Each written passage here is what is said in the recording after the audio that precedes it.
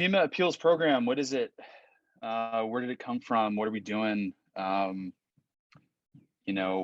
we talk about FEMA appeals and the FEMA appeals program, we're talking about a number of different things. When we talk about FEMA appeals program, it helps to have a little bit of a history of how this all came about. FEMA appeals as a concept, as a thing, as something that SBP is conscious about, isn't new. It isn't new to last year. It isn't new to this year. We've carried a recognition that FEMA is an integral part of the recovery process in terms of how survivors get started on the road to recovery.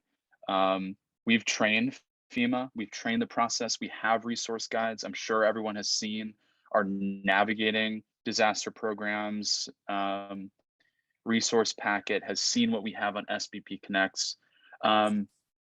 So it's not necessarily that FEMA and FEMA appeals has been this epiphany in terms of its importance. But what we've realized is that we're able to access quite a bit of funding that's available, grant money that's available through the federal government to put towards folks who really need it most.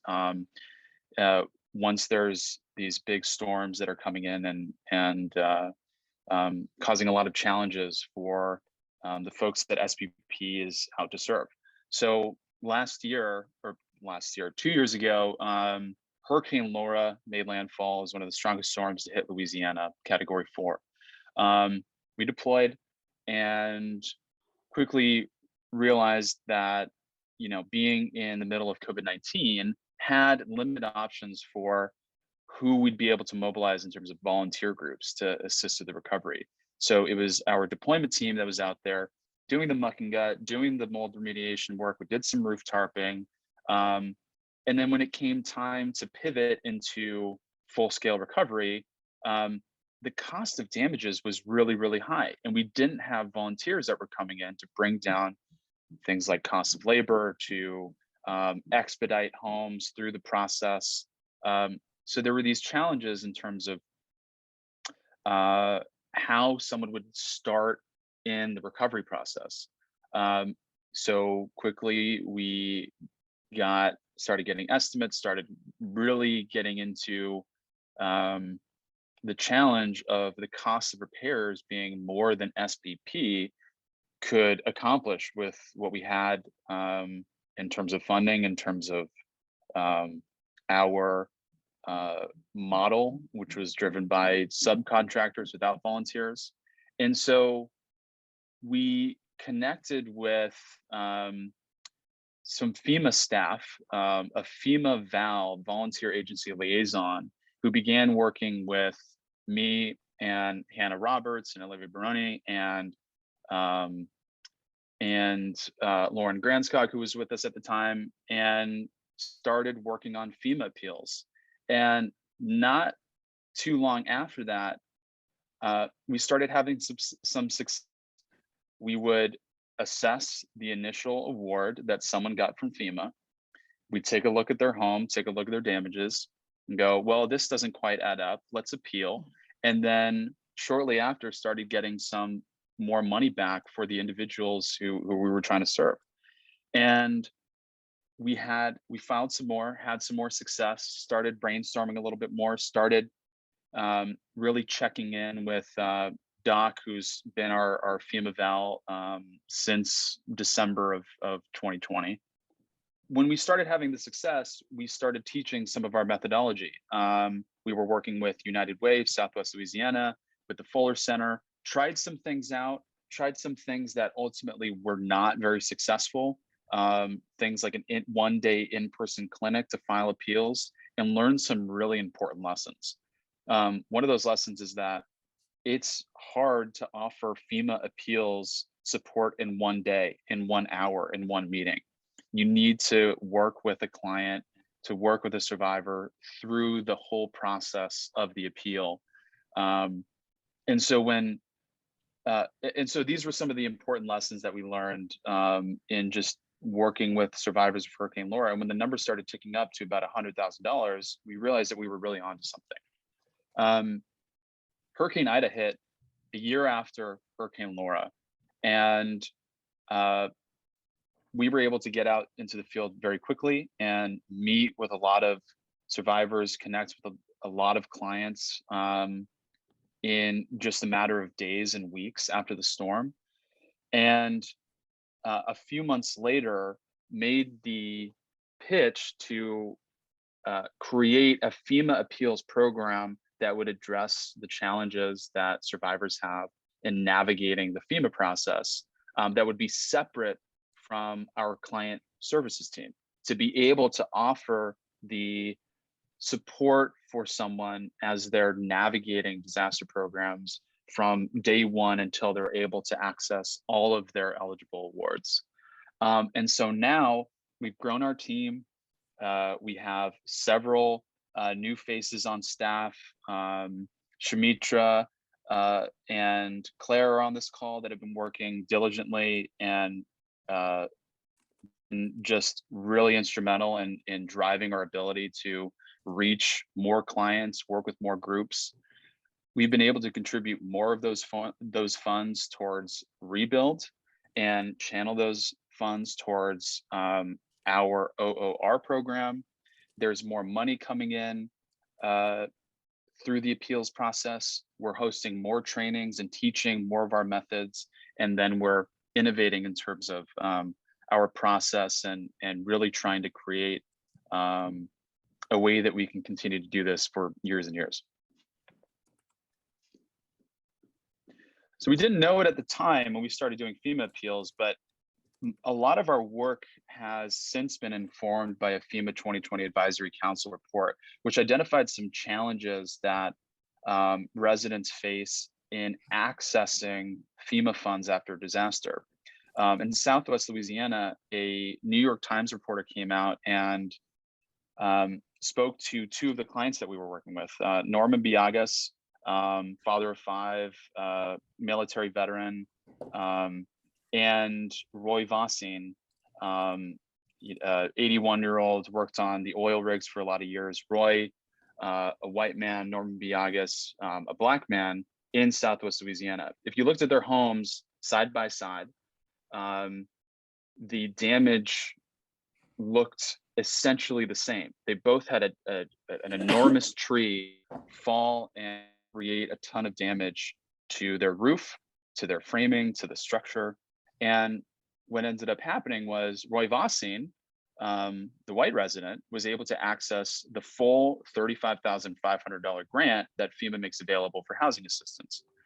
Norman, on the other hand, the black resident, had to go through a number of loopholes and challenges and follow-ups and things only to get about 75% of the full award.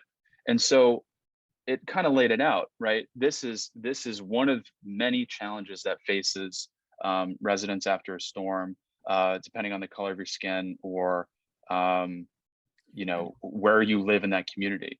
And so the New York Times report, I think, has informed a lot of our sense of knowing that this work is about ensuring equity in the process. There's also a digital divide between rural communities and residents that are a little bit older, that didn't grow up in the smartphone, Zoom, FaceTime era.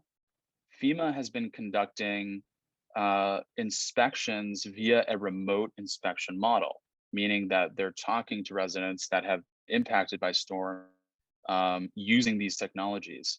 And it can be really, really challenging for residents, particularly as they get older, and particularly if there's not good internet access or connectivity in some of these far out places in Louisiana, in our specific example. And then there's not enough knowledge and information out there for people to understand that they can appeal. So people, survivors will get their initial award, and that's that. They take it and, they either are uninformed or there's so many barriers to entry into the appeals process that people don't submit an appeal. So these challenges and led to some of our what I consider to be our guiding principles in this in this work, um, in in embodying all the values of SBP. We're trying to expand access to the FEMA process, to the FEMA appeals process, to information about how FEMA works, ensuring equity in terms of how we collect information, how we report it, how we think about it, and then how we work with clients to make sure that they're accessing their full maximum eligible amount. And then working with homeowners to take those funds and put them towards their home in a resilient way, and in a manner that is consistent with how FEMA is distributing awards. So if someone receives money for home repairs, um, if they're thinking about fixing their fence before they're thinking about fixing their roof, we want to be able to guide people towards and survivors towards you know, uh, reestablishing and establishing a path towards recovery using these funds.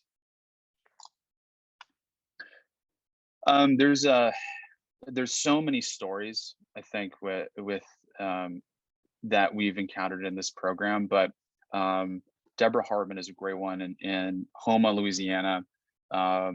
We met with her in the weeks following the storm, and she is an advocate for her mom, Barbara Hartman, who lived in the home on King Street in Houma that was severely damaged. Top down, roof is destroyed. Everything on the inside is had to be thrown away. And the image that stuck with me is watching Deborah as she's seeing our team bringing out all of her furniture, all of her items, all of her mom's things, all of the drywall, all of the inside, and putting it out on the street, and just seeing her in tears and how much this storm had really impacted her and her mother. And FEMA initially awarded her $9,600, which on its face seemed like a pretty substantial amount. But what we know is that there's a lot of money left on the table. She would be able to access $36,000 in just home repairs funds alone to bring the home to safe, sanitary, functional. She also didn't receive any personal property assistance to begin with because her SBA loan hadn't been transferred in.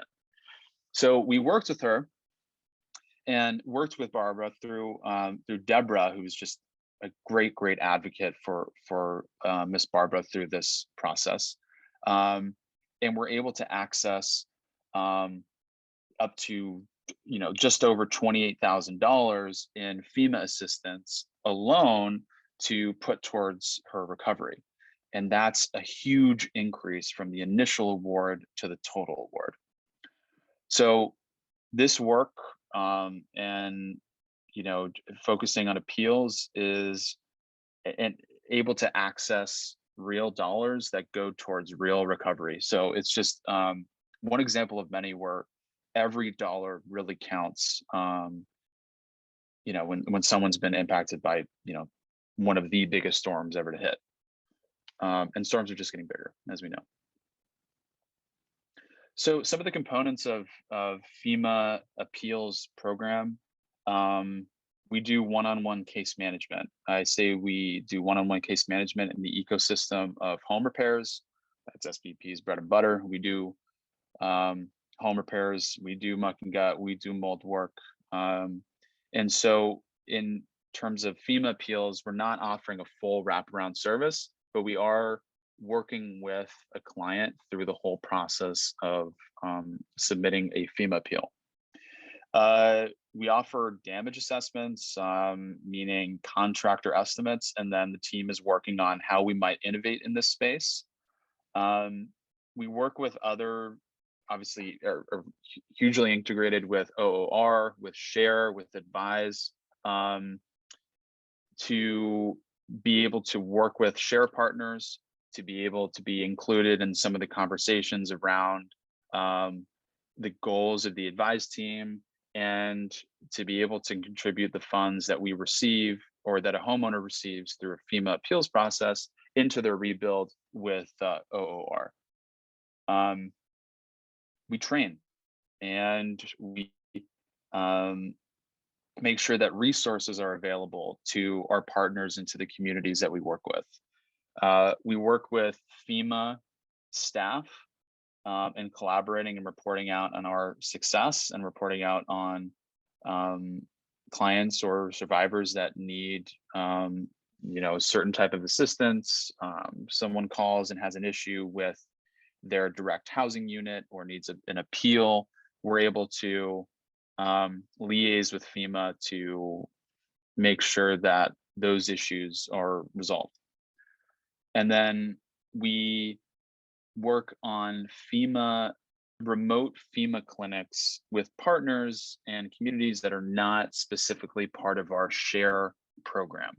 And a little bit more on this.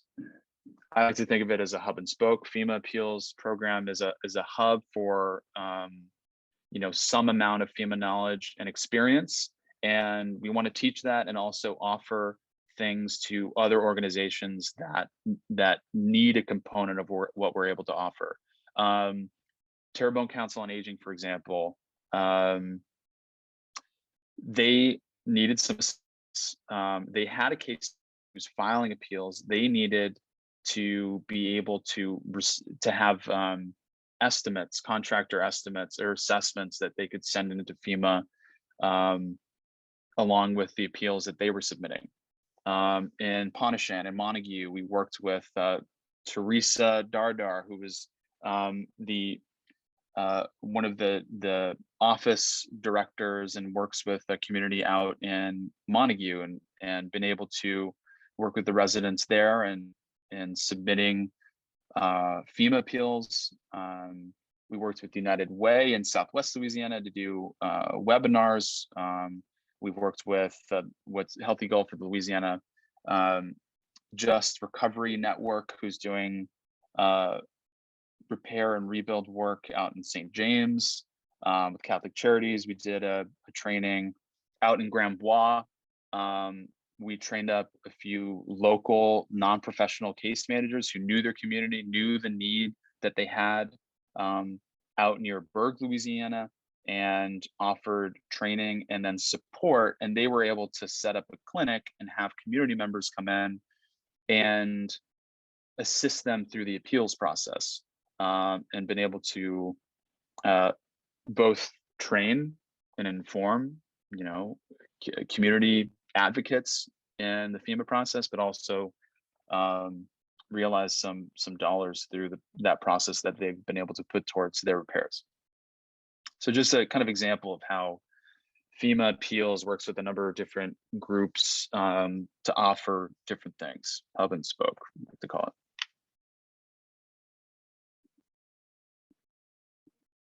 The FEMA appeals process is really not all that difficult in concept. We identify homeowners and renters that are eligible. We review their case, compile the things that we need into an appeal packet, send it off to FEMA, check in with FEMA, and then if all goes well, a client receives funding. What we know is along the way, at every step, there's challenges that a homeowner survivor faces in the process. Maybe they live in a rural community. Maybe they don't have good access to their FEMA account because they don't have a smartphone. Maybe there's the documentation that they have was ruined in the storm, or they live in a family home and FEMA hasn't been able to verify their ownership. Maybe we sent something into FEMA that wasn't received or wasn't processed in the right way.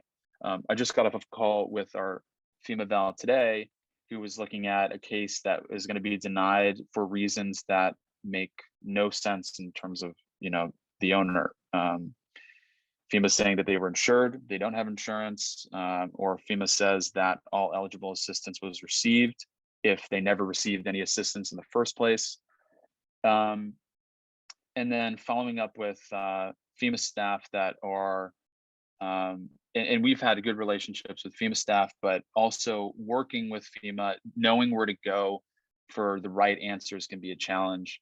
And then sometimes there's an issue in actually receiving those funds. So the process in theory is straightforward, but we've realized and found a number of challenges along the way.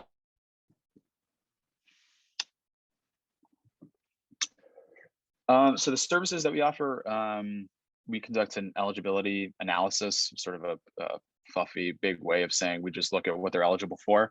Um, and we do that working with FEMA, working with the client, asking questions, gathering information, just like OOR does and the client services team does a really good job of. We offer damage assessments and contractor estimates, and then we format, package up, submit appeals, and paperwork for a number of different things.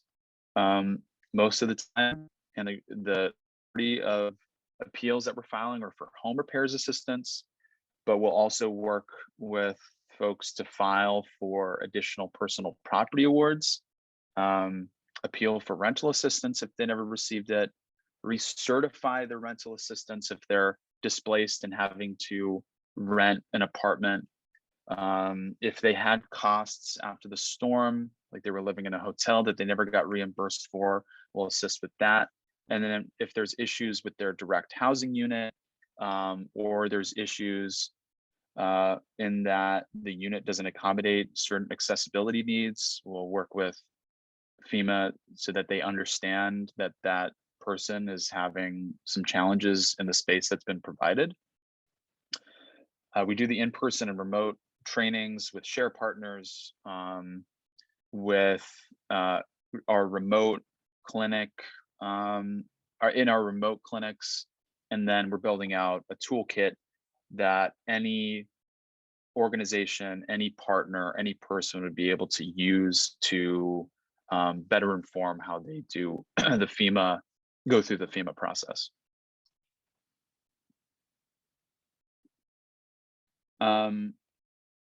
This is just a snapshot of what we've done, what we're up to. In the thing I'd like to draw everyone's attention to is the fact that in Southwest Louisiana, we weren't successful all that often.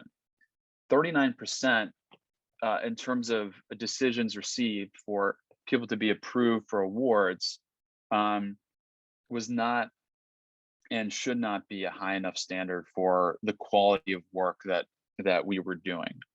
So we weren't successful, and we've been on a big steep learning curve to come up with some ways and some methods and some processes that drive that approval rating way up. So far in Southeast Louisiana, we've been successful 75% of the time. And now what we're realizing is that some of the reasons for not being successful don't necessarily have to do with what we're working on, but with how the inspection process looks.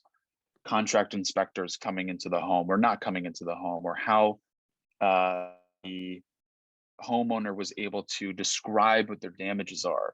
And so we're recognizing this whole new spectrum of challenges, and just being able to describe what it is that that FEMA should know or an inspector should know on your house can be really challenging. We've been able to file just a lot more appeals, fan out a lot more, and drive the total number of FEMA assistance dollars way up.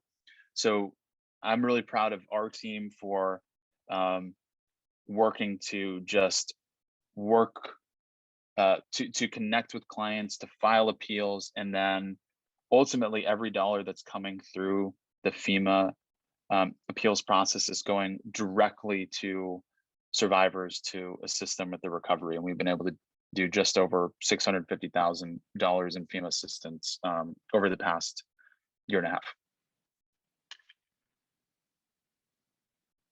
And by the way, the percentage increase in someone's initial award to their appeal is huge. We're increasing appeals by an average of 50%. And I think if anyone was going to do a little bit better analysis, or anyone has some idea of how to run a true statistical analysis of this, that might even go higher. But the fact is that FEMA isn't getting all eligible assistance to survivors on day one. And it's taking months and months, up to 130, 140 days, 8 months to realize some of the assistance that's available for individuals. We still have a case in Southwest Louisiana that's pending 10 months later. And 10 months is unacceptable in our book for receiving that type of assistance.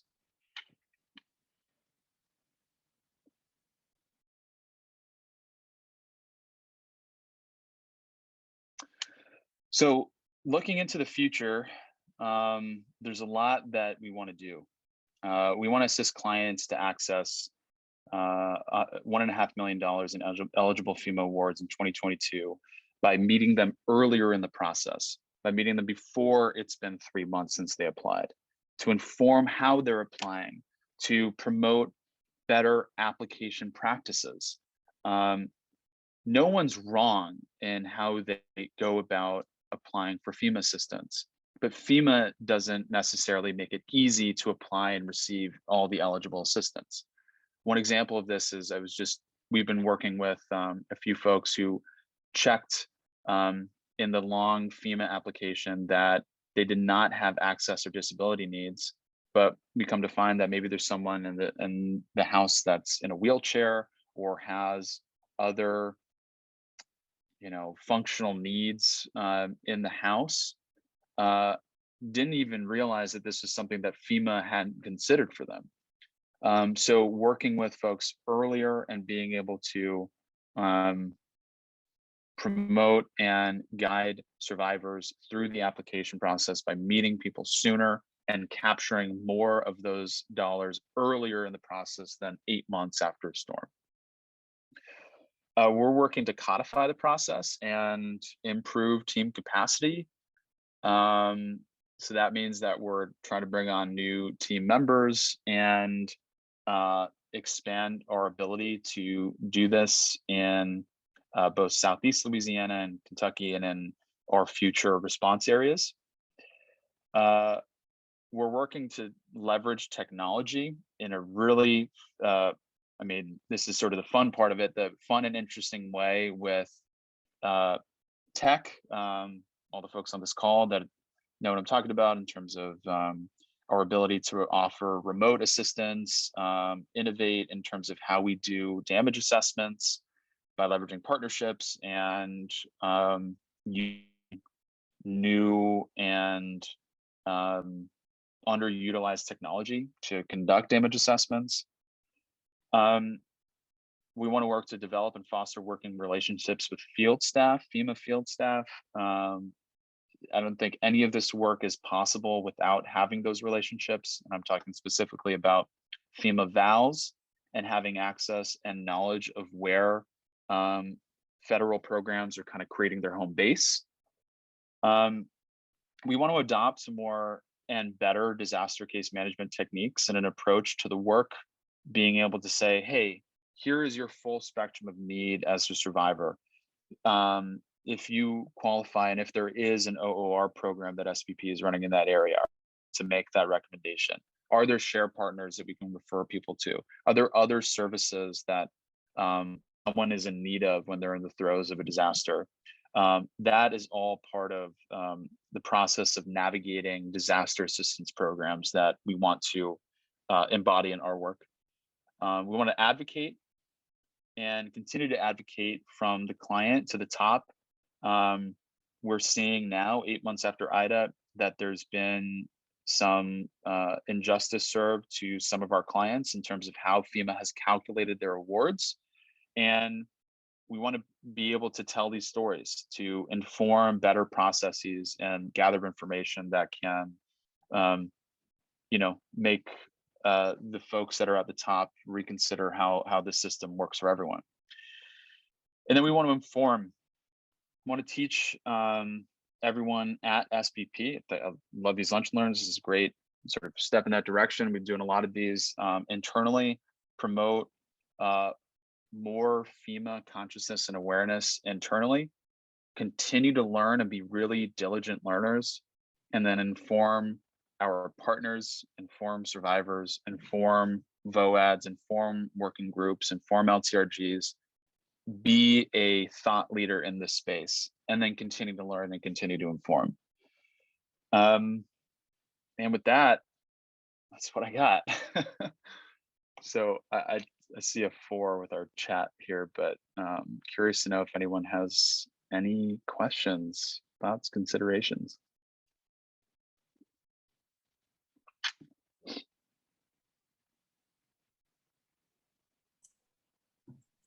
Awesome, Evan, and we'll give people time if you do have any questions. There we go.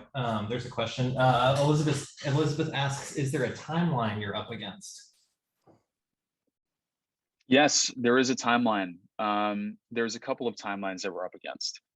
Number one, there is a timeline for how a home in a dilapidated condition because of a storm has to be able to start doing repairs without risk of there being more damage through the process.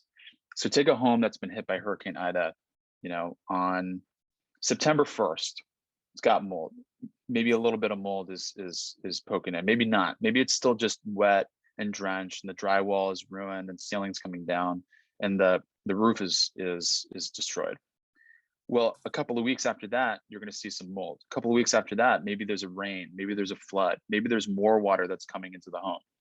8 months after that, there's way more damage to a house that hasn't, where the homeowner hasn't been able to access FEMA funds to kickstart the recovery early. So FEMA is taking longer and longer to process applications, and they've been overloaded and backlogged at their National Processing Center to be able to turn awards around quickly. So that's a timeline. That is the urgency for us to be the mandate for us to connect with survivors days after disaster during the application process, so it's not an 8-month cycle for them. But then FEMA also has a 60-day limit or turnaround or deadline when you're supposed to file an appeal for a certain decision. So that's a built-in timeline. And then assistance of these types stops after 18 months. So imagine if it takes 10 months or a year to actually just get your initial approval vetted and considered, then you're up against the clock for when these services stop, when there's financial closure. So there's a timeline both coming from FEMA and just because you roll into the next disaster cycle if you don't access these funds quickly enough. Awesome. Thank you, Evan. All right. Pamela asks, considering the current work with the appeals process, will the success be able to be repeated in other areas of the country? Boy, I really hope so. And that's a great question. And I think our primary focus right now is on institutionalizing how we go about doing appeals, and then considering and developing ways that we can do this more efficiently, how we can train new staff and partners quickly to be able to do this, and offer resources that they can utilize after they've been taught, after they've been trained, to have the things that they need, the full menu of things that they might have to pull from to be able to do this really quickly. Templates, forms, process documents, all that. So that's what we're working on now. That's, I think, our number one goal, is to make this replicable. And so I'm hopeful. I'm optimistic. Great. All right. Any other questions that people have? Hey, Kyle, I just wanted to say I had a really great talk with, this is Rick. I had a really great talk with Evan the other day, and I'm really excited by what you're doing in terms of putting the recovery piece into the response piece by getting in there with the FEMA appeals and things like that. We all know that recovery takes, years, but being able to get there, get that money early, and then actually looking at how do you apply that money to do and avoid that cascading damage that happens from, like you said, it's damaged a little bit today, but tomorrow it's a lot. I think that's just a really great program that you're looking at. And we know historically across the nation that FEMA, they're not necessarily a bad agency, but they're only as efficient as we make them, and they're only as good as we inspect. So when we start working with them, you can see just from Evan's examples how they become more responsive, they become better at what they do, and that ultimately serves the citizen the best. Absolutely. Rick, thank you so much.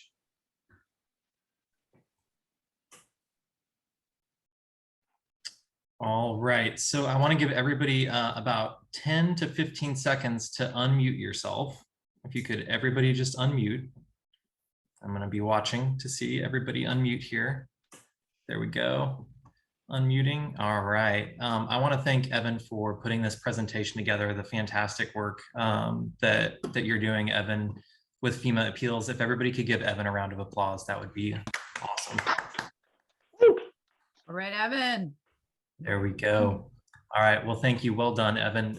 Thank you for everyone for joining today. I hope everyone has a fantastic rest of your Friday and an awesome weekend. And we will see you next time for our next Lunch and Learn. Take care, everybody. Bye-bye.